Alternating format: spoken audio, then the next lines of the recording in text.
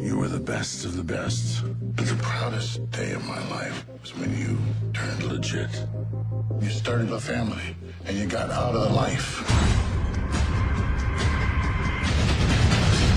Every time Marky Mark tries to get out, they pull him back in. Hello there to everyone, and thank you for tuning in once again to RealScreenReviews.com.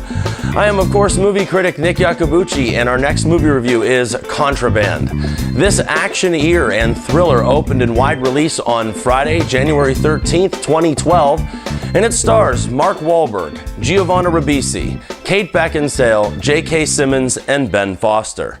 This film comes to us from director, I'm going to try and get this right, Baltasar Kormakur, the director of The Sea, Inhale, and the upcoming Two Guns. This time out, he takes his first crack at a big Hollywood action pick, and can Mr. Kormakur bring quality storytelling as well as big thrills? Well, we'll see. Contraband tells the story of a retired international smuggler that has long since left that life of crime behind.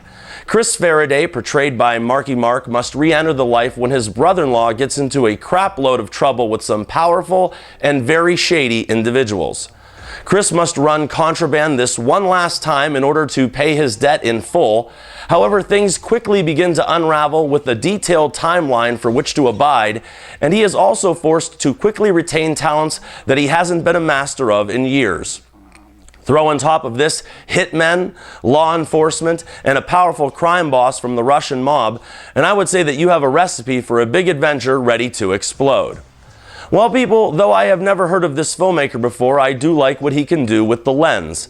Baltasar uses the camera in such a way to get the most raw feeling possible, and his gritty and in-your-face style of filming never faltered throughout.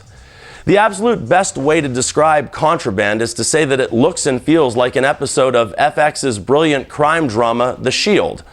The director makes great use of close-ups, especially when incorporating them into the film's many confrontations, and credit the actors as well for pulling off these scenes, which are some of the film's more tense moments, and accomplishing this without music for these moments as well. You know, I really like Mark Wahlberg, and I have actually liked him since he was Marky Mark singing Good Vibrations.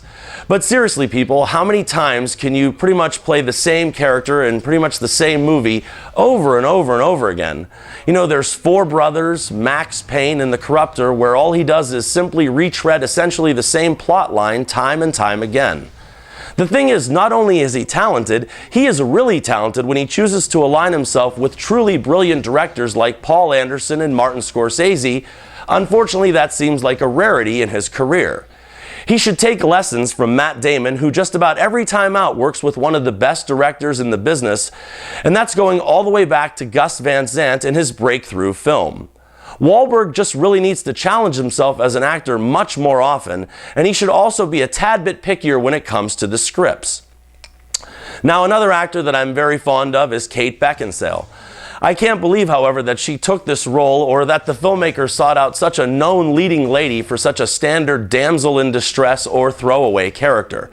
But you do have other solid supporting work from both Ben Foster and Giovanni Ribisi, and I think that Giovanni Ribisi is nothing short of a great character actor. He can be funny, he can be serious, or he can even be a creepy criminal like he is in this movie, but almost always delivers above average work. Now, I will say that if you sit back and actually try to evaluate the storyline being told, I think that one thing will happen. You will start to realize just how ludicrous and ridiculous this entire concept is. Let's just say that I think that there are some comic books out there that are more based in reality, but Contraband was a fun movie to be part of nonetheless. Also, the brother-in-law character of Andy is very, very dumb and borders on pathetic. He reminds me of the cop in charge on the ground in the original Die Hard. You know, the one that always says and does the most senseless things possible.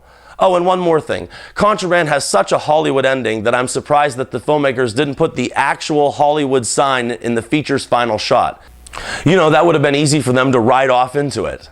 At 1 hour and 50 minutes, Contraband moves right along from one scene to another with almost no breaks in the action. The movie is tight on suspense and doesn't flood the story with subplots to slow it down. This is like The Italian Job because it is entertaining and fun, but falls dramatically short of other Wahlberg projects like The Fighter and The Departed. Still, this is an enjoyable, rated-R crime story that was well thought out enough for me to recommend it. Nick's real screen review is a favorable 3 stars out of 4 for Marky Mark and his thriller, Contraband.